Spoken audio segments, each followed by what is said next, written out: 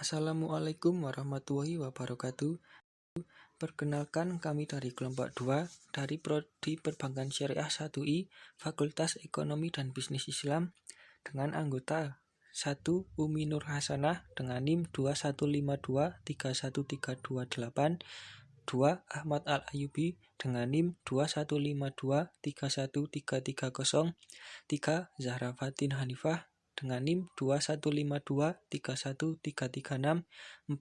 Alvina Milanti dengan NIM 21523134, dan yang kelima Maiduriyah Bazigoh dengan NIM 21523135. Pada video kali ini, kami akan mempresentasikan materi berbahasa Indonesia yang baik dan benar.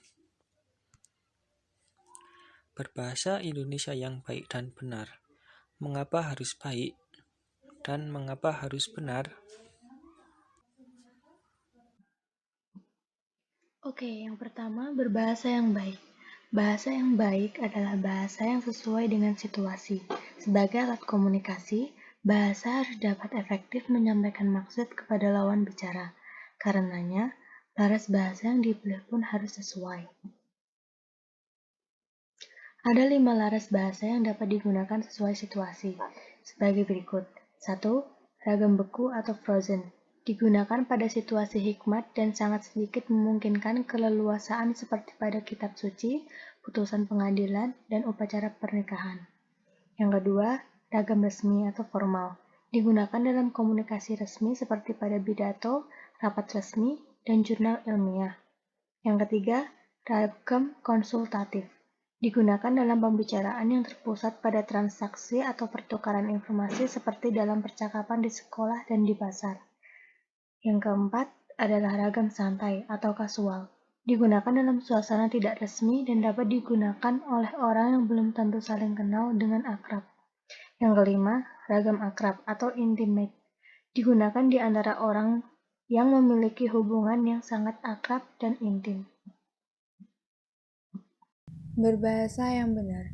Bahasa yang benar adalah bahasa yang sesuai dengan kaidah bahasa baku, baik kaidah untuk bahasa baku tertulis maupun bahasa baku lisan. Ciri-ciri ragam bahasa baku sebagai berikut. Yang pertama, penggunaan kaidah tata bahasa normatif. Yang kedua, penggunaan kata-kata baku. Yang ketiga, penggunaan ejaan resmi dalam ragam tulis.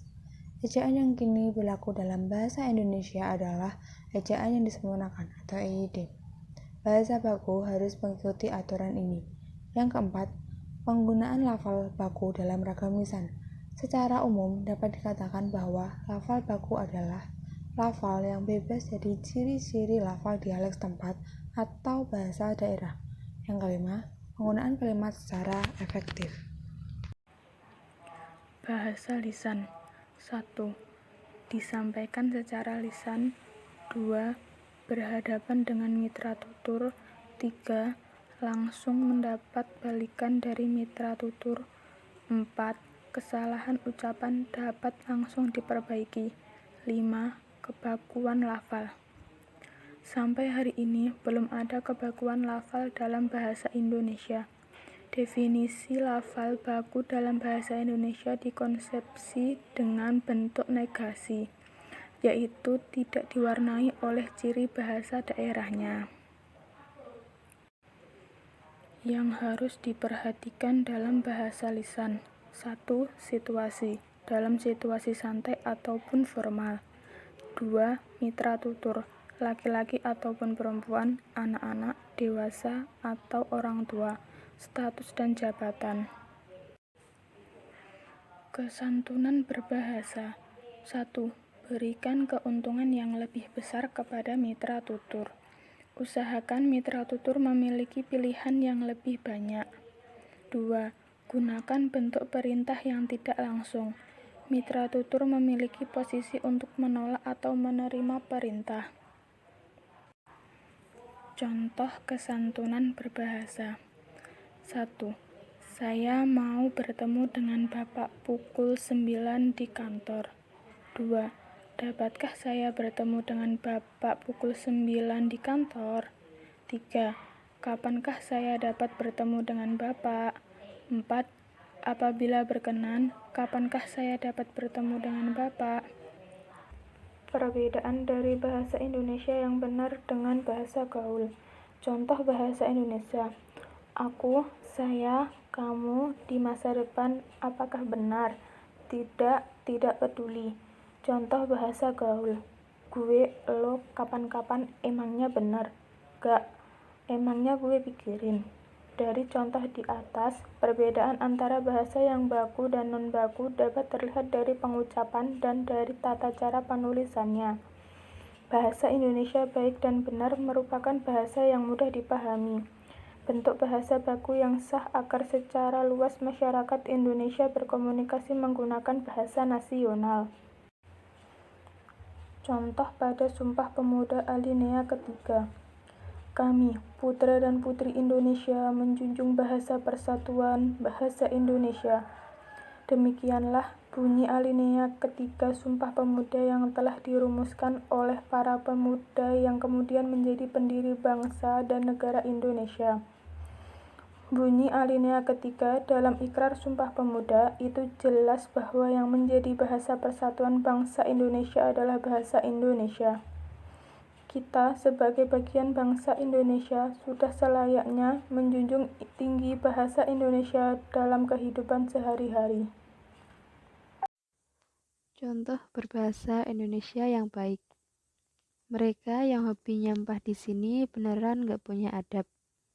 Kalimat di atas merupakan contoh kalimat yang baik jika digunakan oleh seseorang dengan orang lain yang akrab dan sebaya. Hal ini boleh-boleh saja dilakukan asalkan digunakan di tempat yang tidak resmi. Contoh berbahasa Indonesia yang benar. Mereka yang suka buang sampah di sini sungguh tak punya adab. Kalimat di atas merupakan kalimat yang benar dan sudah sesuai dengan faedah atau kaidah KBBI. Contoh berbahasa yang baik tetapi tidak benar. Berbahasa yang baik. Percakapan terjadi di kantin. Si A, Bu, kopi 1, gulanya dikit aja. Si B, pakai susu. Si A, ndak usah. Contoh berbahasa yang benar tetapi tidak baik. Percakapan terjadi di pasar. Si A, Ibu, berapakah harga 1 kilo daging sapi? Si B, 100.000. Si A, bolehkah saya menawar 85.000? Contoh berbahasa yang baik dan benar. Percakapan terjadi di dalam rapat. Si A, kami belum dapat memberi keputusan karena kami harus melaporkan terlebih dahulu masalah itu kepada pimpinan. Si B, kalau demikian kami akan menunggu keputusan dari tim Bapak. Kesimpulan. 1. Berbahasa Indonesia yang baik dan benar berarti menyampaikan pikiran dengan informasi yang lengkap secara teratur. Ragam bahasa yang digunakan dapat berupa ragam bahasa formal atau non-formal bergantung pada konteksnya. 2.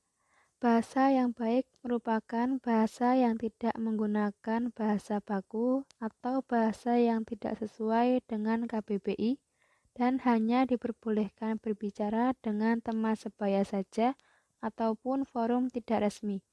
Sedangkan bahasa yang benar itu menggunakan bahasa sesuai faedah KBBI dan selalu digunakan di forum-forum resmi. Terima kasih atas perhatiannya. Kurang lebihnya mohon maaf. Demikian akhir presentasi dari kelompok kami. Semoga bermanfaat untuk kita semua.